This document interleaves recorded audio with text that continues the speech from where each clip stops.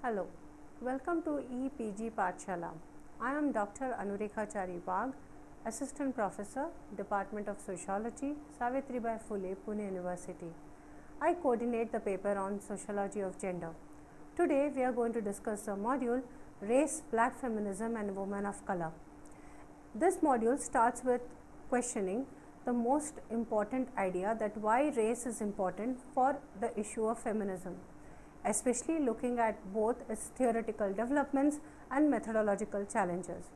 Further, this module will also look into the concepts of feminism, race, black women and also women of color. Further, it will delve upon the emergence and growth of black feminism and also try to delineate the key thoughts of black feminism. At the end, it will end with a discussion on women of color movement.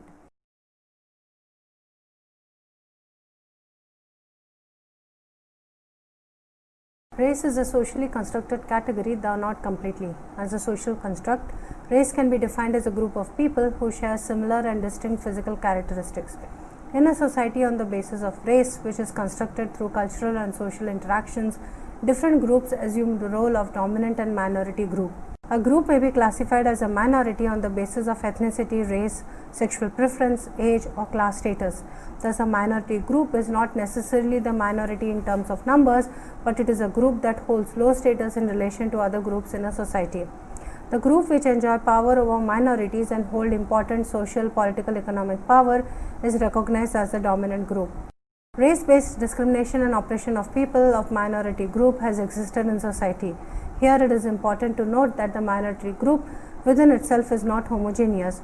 Race often intersects with other sources of oppression like sex, sexuality, nationality, class, and so on, and influences the process. A gender analysis of racial discrimination recognizes that racial discrimination does not affect men and women equally or in the same way. Women belonging to a particular racial or ethnic group may face dual or multiple forms of discrimination based on race, gender, religion, nationality, social class, caste, age, and sexual orientation. But for the larger part of its history, movement against race and sexism did not give adequate space to the experiences of women who have to face double or multiple oppression because of their gender and racial identity. The discourse on racism gives primacy to race as a form of oppression, and the discourse of women's liberation sees gender as a common oppression faced by women. Both these movements ignored the intersectional and multiple oppressions faced by women across societies. In the later part of the 20th century, role of gender as a common form of oppression was challenged by the black feminists and the feminists from the Third World. Among them, the black movement within the United States and to a certain extent in other countries has made significant contribution. They started a debate which widened to other women of color groups. Incorporation of race in feminism, theoretical development.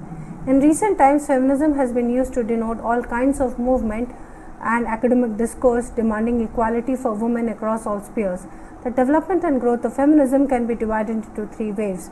Initially, the term was linked to women's demand for suffrage in the United States and United Kingdom in the mid-19th and the early 20th century in what is now called the first wave feminism. The first wave was led by middle-class white women from US and UK who were focused mainly on political rights. Their idea was that all human beings are equal under the sun, thus none should be denied opportunity to compete on equal footing. This idea had its root in the liberal movement of the 19th century. The liberal argument was that a just society is one which allows individuals to exercise their autonomy and to fulfill themselves. To achieve their goal, feminists of this phase laid emphasis on getting political rights, which was seen as precursor to other demands like right to education, property, work, and so on. This was followed by the incorporation of demand for social and cultural rights for women along with political rights in the feminist movement. This phase, which lasted from mid-20th century to later half of the 20th century, is called the second wave feminism. The second wave widened the scope of feminism and critically looked at the differences between sex and gender. They adopted the concept of gender to define the social construction of masculinity and femininity. Differentiates between sex as a physical attribute that define people as male and female from the socio-cultural meaning assigned to them such as masculinity and femininity. It challenged the notion that biology is destiny. They were looking for formation of a movement with all women under the single banner to fight the common oppressor, that is the patriarchal system.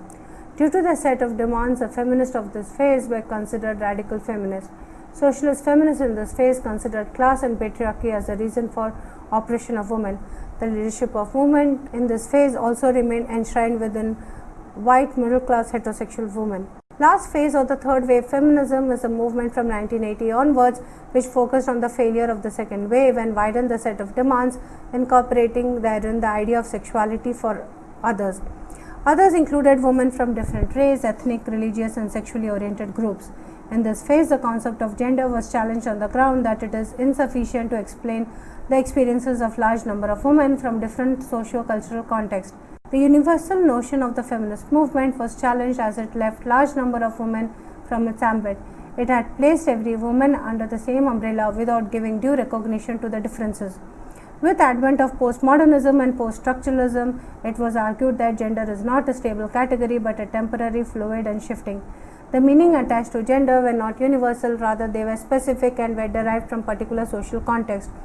Every society and culture understands and represents gender identities in particular ways. It was described as socio-structural phenomenon which is produced, negotiated and sustained in everyday interaction with interception of other inequalities such as race, class, ethnicity and sexuality. For these scholars, sex is only one of the many distinctions that constructs gender, but rejected the notion of along with or alongside race, class, nationality, ethnicity or any other category. In contrast, gender is constructed through and by these distinctions. The ongoing debate among feminists about the root of women's oppression provided space for understanding the intersection of race and gender. Women from African and Asian origin living in Western countries, especially in United States and United Kingdom, have played an important role in sustaining this debate and making it more relevant. Emergence and growth of black feminism. Black feminism as a concept tries to understand the intersections of forms of oppression like race and gender. The premise of this is that the experience of black women cannot be understood simply as a woman or simply as black. The movement of black women has multiple roots and is embedded in historical context. The history of black feminism can be traced back to the 19th century abolition movement in the United States. Abolition movement was primarily launched against slavery. Many black women along with black men and white women stood against the exploitative status of slaves. Explaining the dual oppression of black women under slavery, Angela Davis points out that, but women suffered in different ways as well, for they were victims of sexual abuse and other barbarous mistreatment that could be only inflicted on women. Expediency governed the slaveholders' posture towards female slaves. When it was profitable to exploit them as if they were men, they were regarded in effect as genderless. But when they could be exploited, punished and repressed in ways suited only for women, they were locked into their exclusively female roles. Davis in her work further states that suffering of black women under slavery was equal to black men but less acknowledged and documented. Black women were considered socially equal within the slave community. They resisted and fought against the institution of slavery as vigorously as men on all fronts. During the time of slavery, there were black women activists like Sojourner Truth, Harriet Tubman, Frances Harper, Ida Wells, Barnett, Mary Church Terrell, and many others who raised voice against both patriarchy and racism. Black women activists of the 19th century laid the foundation for the later black women's movement through the Colored Women's Club movement.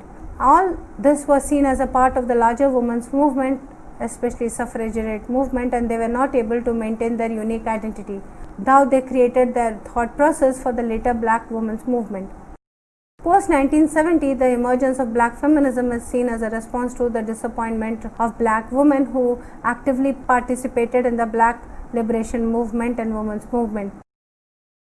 But they were marginalized and discriminated in both these movements.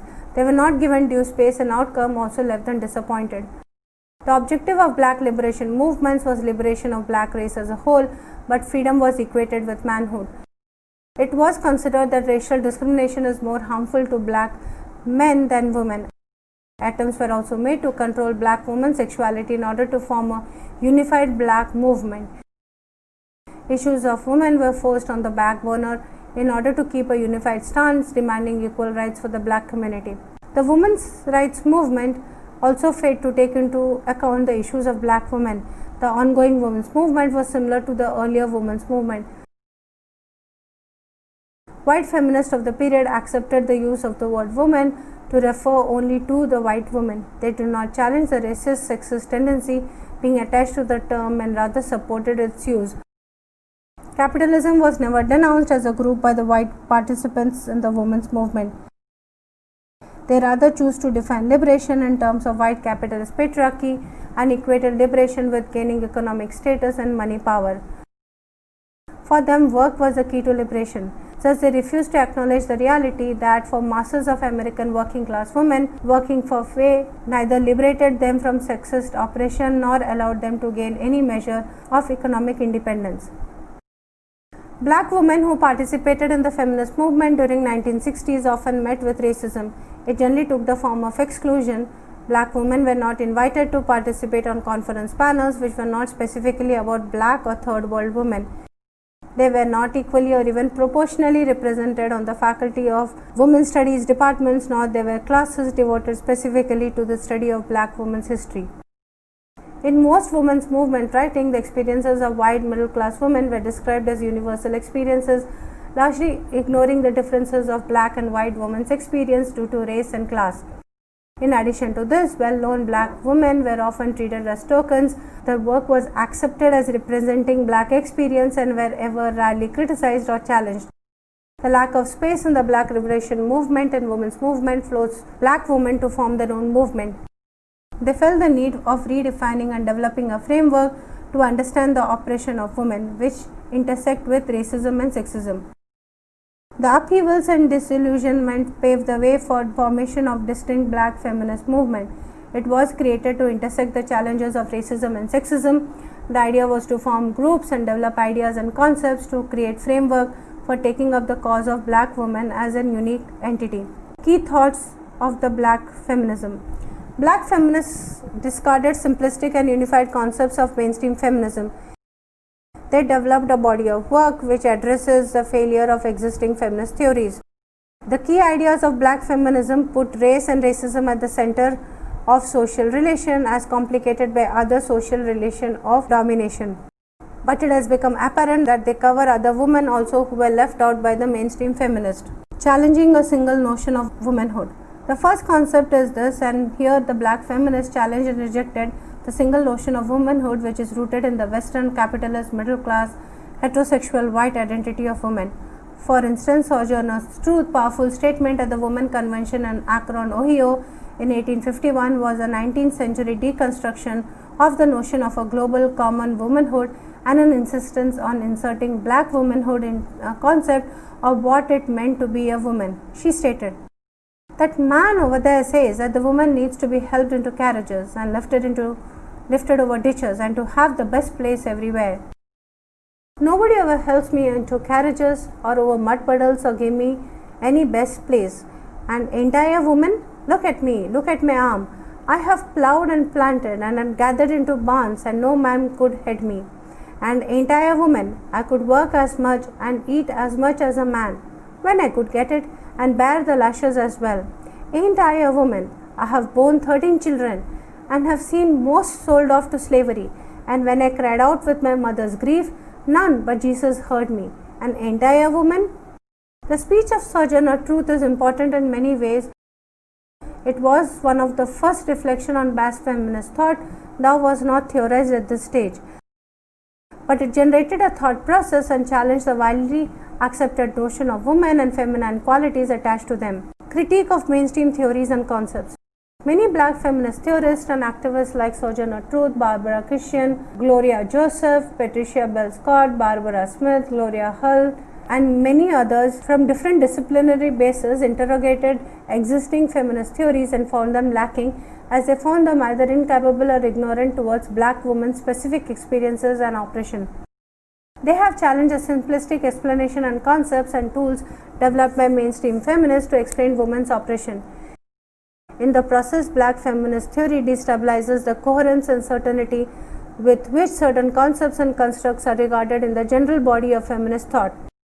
Black feminists see home differently. This place may have gender oppression, But as it is a place away from racial experience, it emerges as a source of strength. Davis states that contrary to the white feminist view of family's role in oppressing women, for the female slave, the family was meaningful and emotionally supportive. Later writings of women of color also agree that family also served as an emotional buffer in a race-biased society and created solidarity between men and women. Intersectionality. To understand the lived experiences and lives of black women, the idea of intersectionality was developed.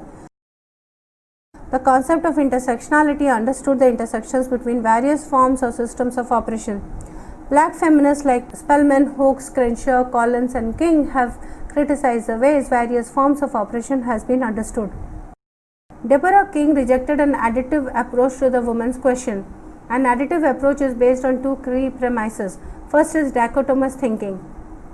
Dichotomous thinking organizes ideas, place, and person in terms of their oppression. That is black, white, thought, feeling, men and women. They are not seen as two different but interconnected ways. This approach classified every individual either as an oppressor or an oppressed. The other premise is that these dichotomous differences must be ranked: dominant, subordinate, men rule women, white rule black. In additive model of analysis, racism and classism can simply be added to sexism. Collins suggests that this incremental approach does not represent nature of black women's oppression, but rather leads to a non-productive assertions that only one factor can and should supplant the other.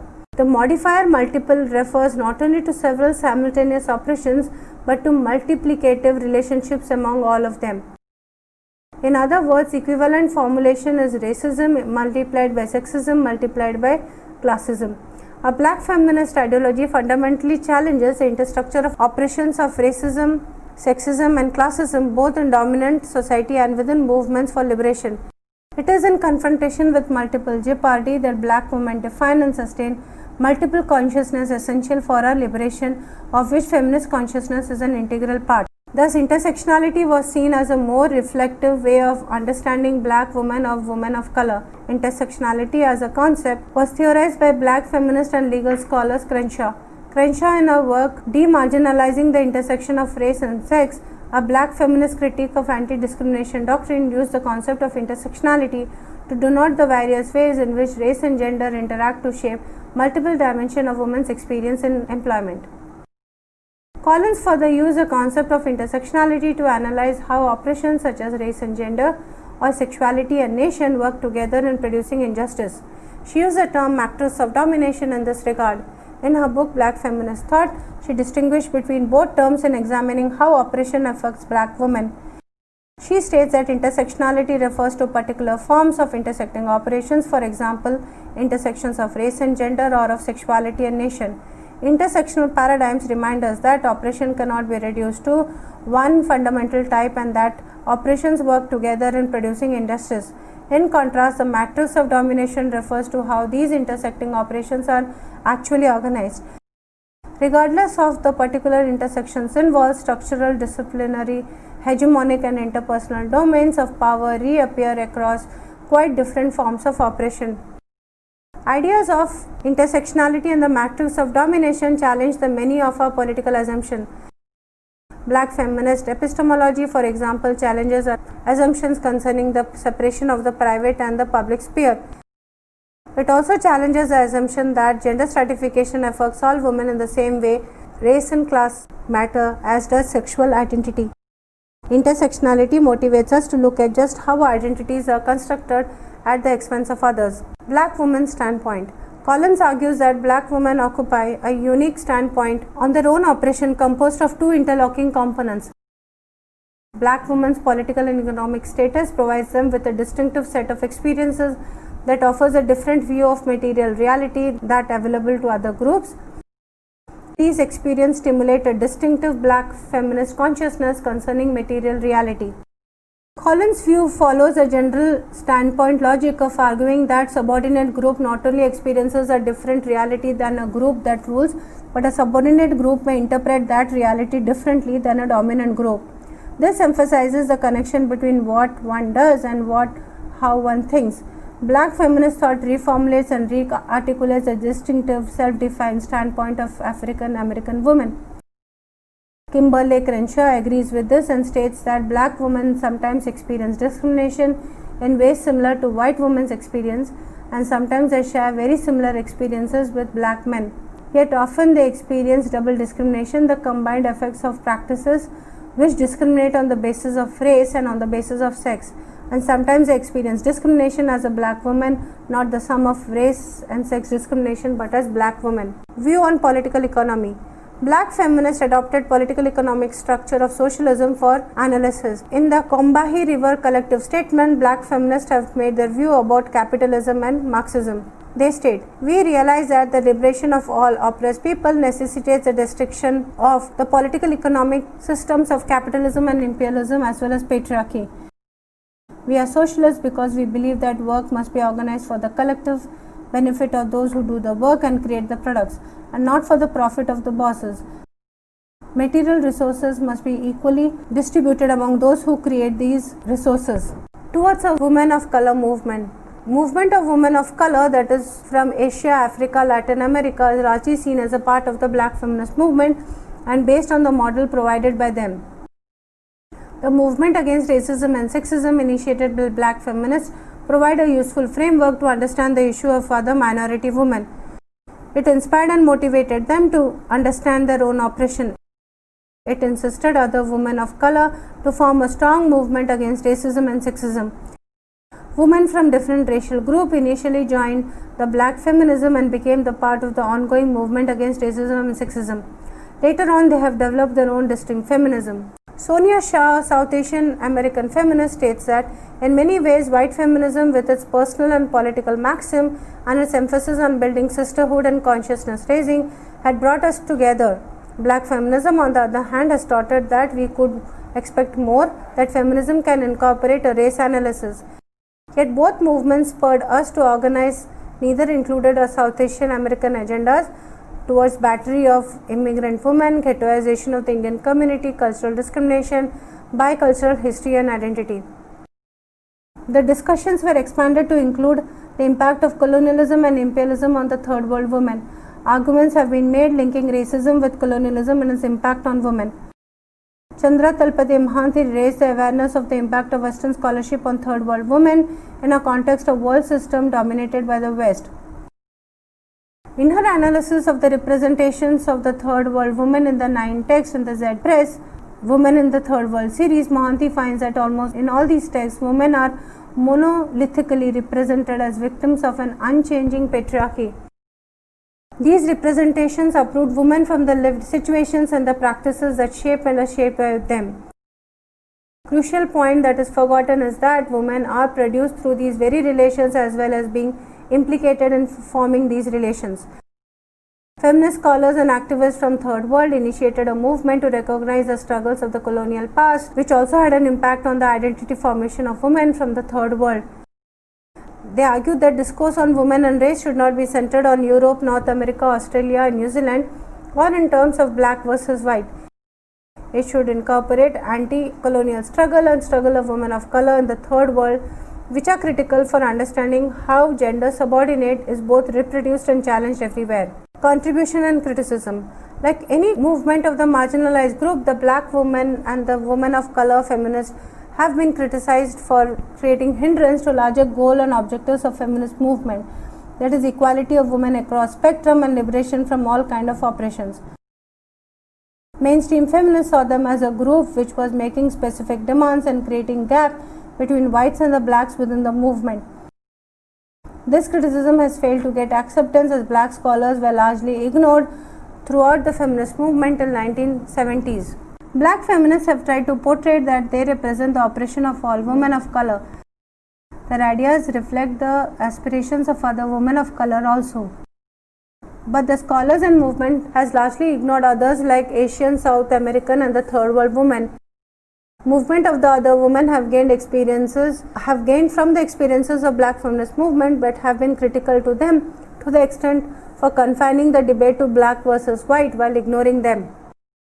The black feminist movement have gathered in strength and begun to work on specific issues like reproductive rights, sterilization, abuse, equal access to abortion, healthcare, childcare, right of the disabled, violence against women, rape, battering, sexual harassment, welfare rights, lesbian and gay rights, aging, police brutality, and many others.